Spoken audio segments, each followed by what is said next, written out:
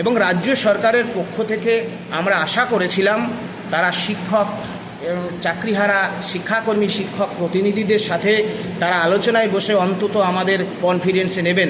কারণ আপনারা দেখছেন আমাদের হতাশায় অনেক শিক্ষিকা মারা গেছেন, গতকাল রাতে একজন উর্দু বিষয়ের শিক্ষক মারা গেছেন। সুতরাং এই বিষয়গুলো সরকারের মানবিকতার সাথে দেখা উচিত বলে আমি মনে করি। 2016 সালের যদি কারণ হয়ে থাকে তার ফলাফল ছিল দুর্নীতিগ্রস্ত মমতা বন্দ্যোপাধ্যায়ের সরকারের অবসান, রাজনৈতিকভাবে অবসান। আমরা আবার চাই না যে এসএসসি 2016 সালের SLST 1 এবং RLST 3 এটা আবার কারণ হয়ে দাঁড়াক। আশা করব আমাদের বক্তব্যকে ভুল ব্যাখ্যা না করে রাজ্য সরকার, রাজ্যের মাননীয় মুখ্যমন্ত্রী এবং শিক্ষামন্ত্রী মহোদয় তারা উপযুক্ত ব্যবস্থা গ্রহণ করবেন। বিধানসভায় বিল আনা যায়, লোকসভায় 2016 সালের OMR-এর ভিত্তিতে বিল আনা যায়, যোগ্যদের সার্টিফাইড তালিকা নিয়ে সুপ্রিম কোর্টে জমা দেওয়া যায়, কিউরেটিভ পিটিশনে প্রত্যেকের ধারাবাহিকতা সহ চাকরি ফিরবে। সরকার আবেদন করলে 1 সপ্তাহের মধ্যে কিউরেটিভ পিটিশন মামলা সুপ্রিম কোর্টে শুনানি হবে। এটা গ্রেট লস, পশ্চিমবঙ্গের শিক্ষা ব্যবস্থার ক্ষেত্রে এটা একটা গ্রেট লস।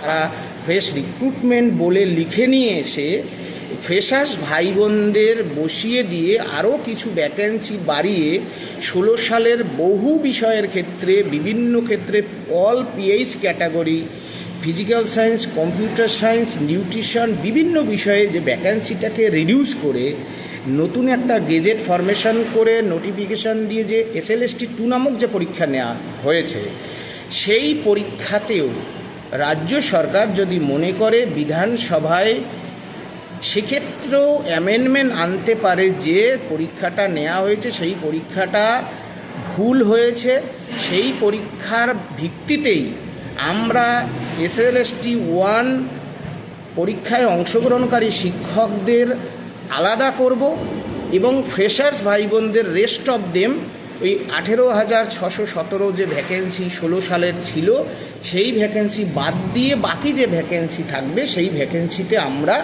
ফ্রেশার্স এবং যারা নতুন গেজের রুলস অনুযায়ী পরীক্ষায় অংশগ্রহণ করতে পেরেছে তাদেরকে আমরা সুযোগ দেব, চাকরির ব্যবস্থা করব। এই যে 16 সালের অ্যাফোরশেড পোস্টে SLST 2 2025 শিক্ষকদের ক্ষেত্রে আলাদা করে যদি নিয়োগের বন্দোবস্ত করা হয় তাহলে তারা স্বপদে ধারাবাহিকতা সহ প্রত্যেকের চাকরি ফেরার 100% সম্ভাবনা থাকবে।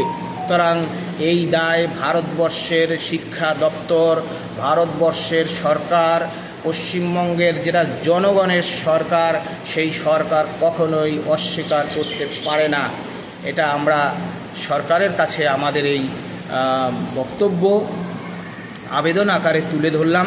আমি আবারও রাজ্যের মাননীয় মুখ্যমন্ত্রীর প্রতি দৃষ্টি আকর্ষণ করে বলছি আমরা অত্যন্ত ক্ষুদ্র, আমরা অত্যন্ত নগণ্য, কিন্তু আমরা এখনও মনে প্রাণে আমি ভাবতেই পারছি না এই সরকারের আমলে এই সিস্টেমের বিরুদ্ধেই আমাদের হকের চাকরি ফিরে পাওয়ার জন্য আবারও রাজপথ বেছে নিতে হবে। সেটা যেন আমাদেরকে না করতে হয়, আমাদেরকে যেন মুক্তির পথ দেখান রাজ্যের মাননীয় মুখ্যমন্ত্রী।